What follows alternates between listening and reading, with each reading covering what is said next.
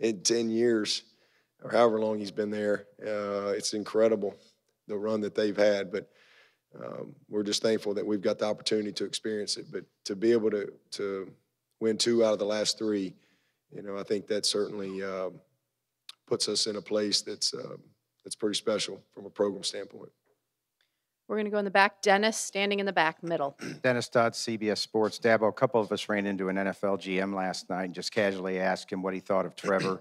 And he said, I don't have to know about him right now because obviously he can't draft him. How often do you recruit to that 3-year standard for any of your players? Tell them you can be in the league in 3 years. And can Trevor play in the NFL right now? Oh, I don't recruit anybody to that. That's, I think for me I'm not God. God's got the plan for their lives. What I recruit them to is the opportunity that they have to come be a part of our program, the resources that they're going to have a chance to tap into, the development that they're going to be afforded academically, athletically, just the career-wise, you name it. The experience that they're going to have, that's what I talk about. If it's in God's plan for them, if it's God's plan for them to go play in the NFL, well, hey, that's going to happen. 3 years, 4 years, 5 years, I have no idea. I just talk about they're going to be better. They come in and they put their head down and they go to work. I don't promise anybody anything. These guys will tell you that. I recruit everybody the same. You come in, you go to work, you get in line, and you buy in. You're gonna be better because of it. But again, the NFL stuff, that's not something that I spend hardly any time talking about it until it comes time for some of these guys to have to make decisions, and I try to help them, have good and accurate information so they can make, solid decisions for their future. What's that? Oh, we got a bunch of guys that can play in the NFL.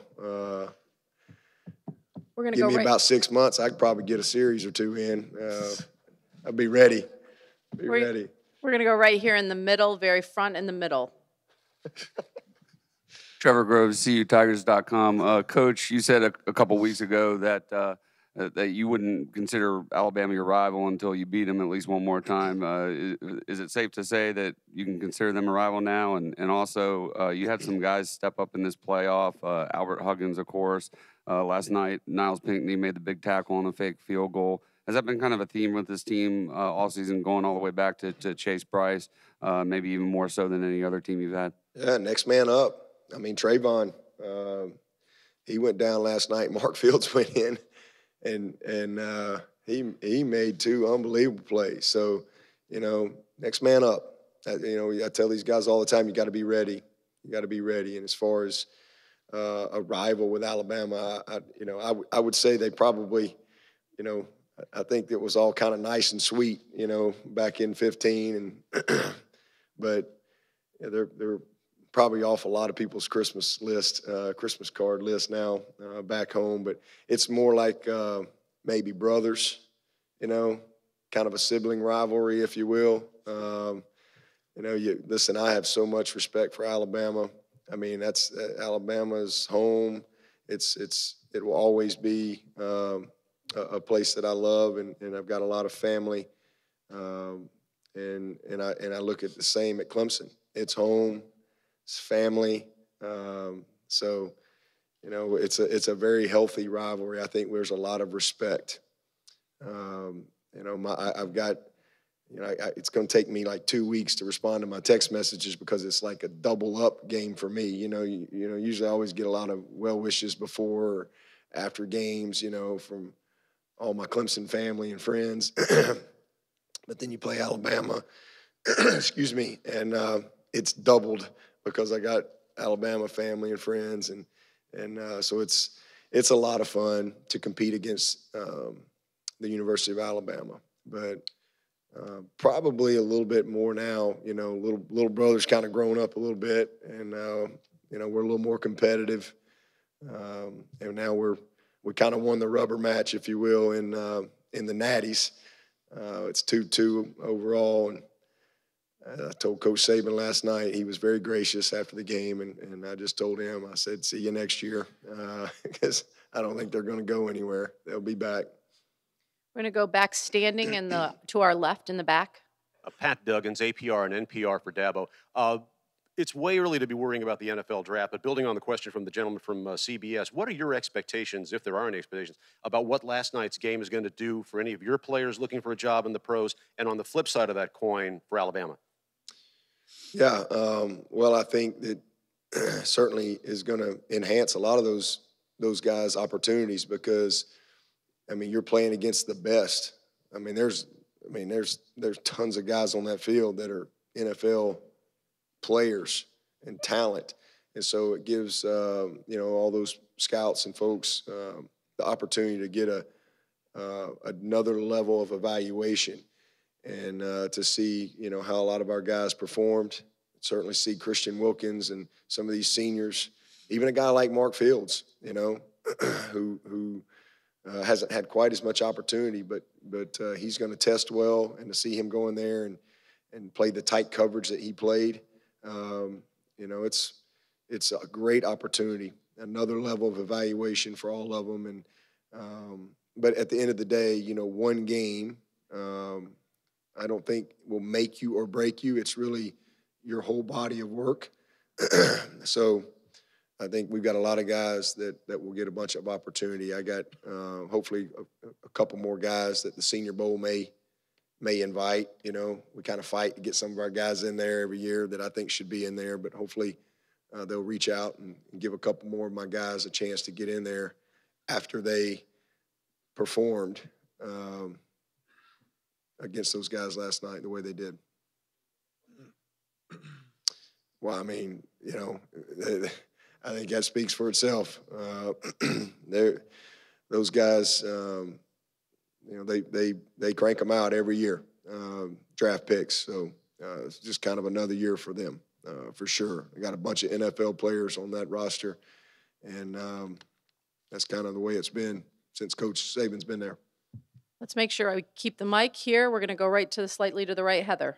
Heather Dinich with ESPN. For both of the players, since it's not a dynasty in your coach's eyes, can you both help put into perspective what you feel like you've been a part of accomplishing at Clemson? Trayvon, let's start with you.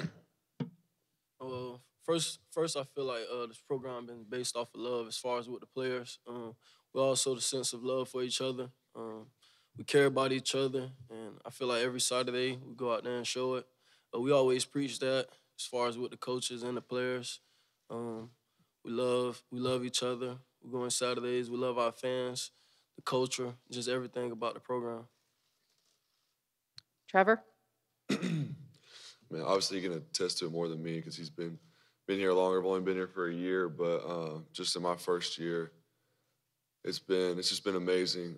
Definitely made the right choice coming to Clemson. And then kind of like Christian and Klee said last night, anyone out there that has any doubt about Clemson and what they say, it's all true.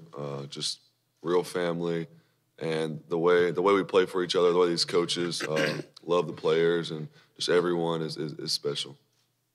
We're going to come over here slightly to our left in the middle. Ross Dellinger, Sports Illustrated. Dabo, you and Nick, obviously different personality-wise. How are you different in the way maybe you built your program and you run your program? I've never been in his program, so I've not been inside his walls. I've never been in his staff meetings, so I can't really answer that, with a lot of knowledge. All I can say is I think that we're both true to who we are. Coach Saban believes in who he is and how he does things. I believe in who I am and how I do things. And although that may be different, we may have a different approach, a day-to-day approach, and maybe how we run our programs. I think that we both have had a level of consistency because we believe and are convicted to our core values. And I think it just shows that, there's lots of different ways to do things. For us, we're very detailed. I would say that there's some similarities to our programs. We're both I know we're detailed. I love my guys and I love what I do, but these guys will be the first to tell you I'm a no-nonsense guy when it comes time to work. And, I want to be about our business. I don't like wasting time. I believe in being very efficient and with our practices and how I manage the staff and how I manage the practice schedule and so forth, and just how we run our calendar and the discipline in our program. It's very clear. There's no gray area. I think that you know where you stand with Coach Saban, and I think our guys know where they stand with me. And so there's, I'm sure, a lot of similarities, but I can't, having never worked for him, I can't really, all I know is what I know and what I do and what I believe in. But I do think, too, we both have built a great infrastructure and support staff that's been incredibly beneficial to our players and their development. So that's probably it. We're going to come right over here, slightly to our right, third row. Slightly to the right. Right. Eric Branchford, the San Francisco Chronicle. Trevor, if you can recall, at 9 a.m. Tuesday a year ago, what class you would have been in and who your teacher was. And just following up on that, does 12 months ago seem like 12